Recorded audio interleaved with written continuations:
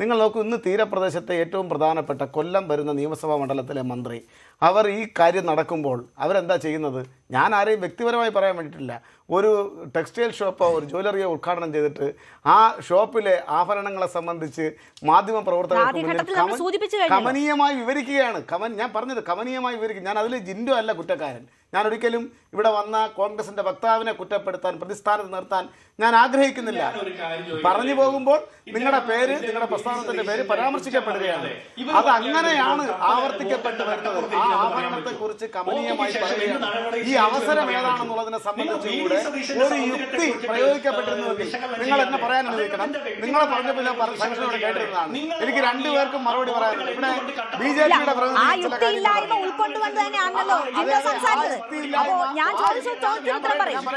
ആ യുക്തിയില്ലായ്മ നിരന്തരമായി ആവർത്തിക്കപ്പെടുമ്പോൾ ഞങ്ങൾ നിങ്ങളെ വിമർശിക്കും. നിങ്ങളുടെ പ്രയോറിറ്റിയെ സംബന്ധിച്ച് ഞങ്ങൾ ചോദ്യം ഉന്നയിക്കും. ഞങ്ങൾ ലേമാൻസ്, ഞങ്ങൾ സാധാരണക്കാർ, ഞങ്ങൾ നിങ്ങളോട് ആവർത്തിച്ച് ചോദിച്ചുകൊണ്ടേയിരിക്കും. നിങ്ങളുടെ പ്രയോറിറ്റി കടലോരത്തെ പാവങ്ങളുടെ കണ്ണീരൊപ്പുകയാണോ അതോ ജ്വല്ലറി ഉദ്ഘാടനമാണോ? നിങ്ങളുടെ ഒന്നാമത്തെ പ്രയോറിറ്റി എന്നുള്ളത് ഞങ്ങളുടെ പ്രസക്തമായ ക്വസ്റ്റ്യനാണ്.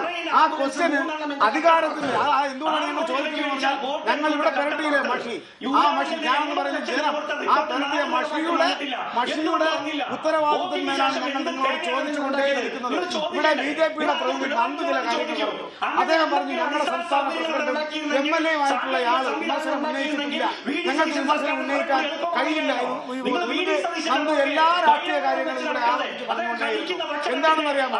ദുരന്ത നിവാരണ അതോറിറ്റിയുടെ ചെയർമാൻ എന്ന് പറയുന്നത് ദുരന്ത നിവാരണ അതോറിറ്റിയുടെ ചെയർമാൻ കേരളത്തിന്റെ മുഖ്യമന്ത്രിയാണ്. ആ മുഖ്യമന്ത്രിയെ വിമർശിക്കാൻ ബി.ജെ.പിയുടെ സംസ്ഥാന പ്രസിഡന്റ് എം.എൽ.എ തയ്യാറല്ല. ഇതാണ് പങ്കുകച്ചവടം. ഒറ്റ മിനിറ്റ് മാത്രം തന്നാ മതി. മുഖ്യമന്ത്രിയെ വിമർശിക്കാൻ തയ്യാറല്ല. കാണാതായവരുടെ തിരയുക എന്നുള്ളത് ഉത്തരവാദിത്തപ്പെട്ട ഒരു സർക്കാരിൻ്റെ ഉത്തരവാദിത്തമാണ്. അതിൽ അലംഭാവം കാട്ടിയാൽ LDF സ്വാഭാവികമായിട്ടും ചോദ്യം ഉന്നയിച്ചുകൊണ്ടേയിരിക്കും. നിങ്ങൾക്കറിയാമല്ലോ, വയനാട് ദുരന്തമുണ്ടായി. പ്രധാനമന്ത്രി ഇവിടെ പറന്നെത്തി, ഒരു കുഞ്ഞിനോടൊപ്പം നിന്ന് ഫോട്ടോഷോട്ട് എടുത്തു. അത് കഴിഞ്ഞിട്ട് നേരെ അദ്ദേഹം മടങ്ങിപ്പോയി. അദ്ദേഹം എന്നിട്ട് എന്താ ചെയ്തത്? ഇവിടെ അയച്ചു കൊടുത്ത ഹെലികോപ്റ്ററിന് പലിശ സഹിതം പണം ആ ധനകാര്യ മന്ത്രാലയം വഴി ആവശ്യപ്പെട്ടു.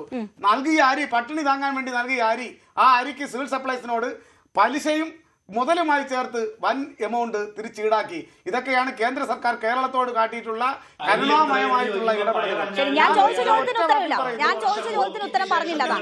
ഞാൻ പറയുന്നു, ഇവിടെ ഏതെങ്കിലും രൂപത്തിലുള്ള ബോട്ടോ അല്ലെങ്കിൽ കപ്പലോ മറ്റേതെങ്കിലും ഉപകരണങ്ങളോ കട്ടപ്പുറത്തായിട്ടുണ്ട് എങ്കിൽ അത് ഏതെങ്കിലും ഒരു സർക്കാരിൻ്റെ ഭാഗത്ത് തലയിൽ കൊണ്ടുവയ്ക്കേണ്ട.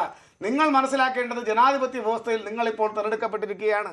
അവിടെ കാണാതായ ആളുകളെ സംരക്ഷിക്കുക, അവരെ മടക്കി കൊണ്ടുവരാനുള്ള ഇടപെടൽ നടത്തുക. ആ ഇടപെടൽ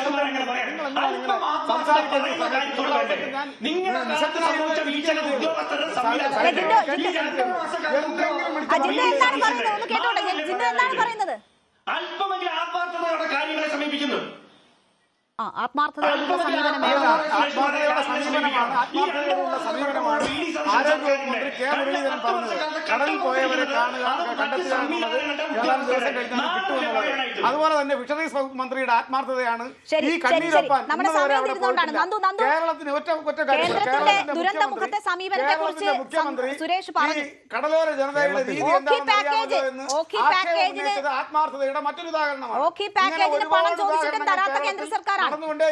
കേരളത്തിനകത്ത് ഇപ്പോൾ സുരേഷ് കുമാറിനെ പോലെയുള്ള ആളുകൾക്ക് പറ്റിയിട്ടുള്ളത് ഒരു ചോദ്യത്തിൻ്റെ ഉത്തരം കേൾക്കുന്നത് തന്നെ അദ്ദേഹത്തിൻ്റെ ശൈലിയിലാണ്. താങ്കൾ എന്നോട് ചോദിച്ച ചോദ്യം ആ അമ്മയുടെ മുന്നിൽ വെച്ച് അദ്ദേഹം പറഞ്ഞ വിഷയത്തെ ഞാൻ അതുകൊണ്ടാണ് രാഷ്ട്രീയമായി ഞങ്ങൾ അതിന് മുന്നിൽ വിഷയങ്ങളിൽ കൃത്യമായി മുഖ്യമന്ത്രിയെ ചോദിക്കേണ്ട കാര്യങ്ങൾ ചോദിച്ചിട്ടുണ്ട്. അതിൽ സഖാവ് പിണറായി വിജയനാണ് ഈ പറയുന്ന വി ഡി സതീശനെ കാണുമ്പോൾ കൊഞ്ചാനും കുഴയാനും ഒക്കെ തോന്നുന്നു. ഞങ്ങൾക്ക് അത് തോന്നേണ്ട കാര്യമില്ല. ഒരു മിനിറ്റ്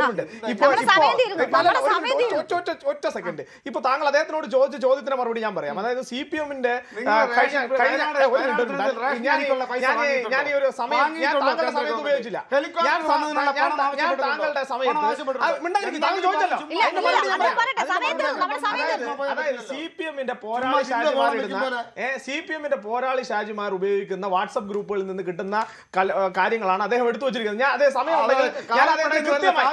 കൃത്യമായി അദ്ദേഹത്തിന് വയനാട് ദുരന്തവുമായി ബന്ധപ്പെട്ടിട്ട് താങ്കൾ ഇപ്പൊ ജിണ്ടോട് പറഞ്ഞ അതേ കാര്യം എനിക്ക് താങ്കളോടും പറയാനുള്ളത്. ആ മാന്യത താങ്കൾ കാണിക്കും. അതായത് ഈ ഇത്തരം വാട്സ്ആപ്പ് ഗ്രൂപ്പുകളിൽ നിന്ന് വരുന്ന ചില വാക്കുകൾ എടുത്തു വെച്ചുകൊണ്ട്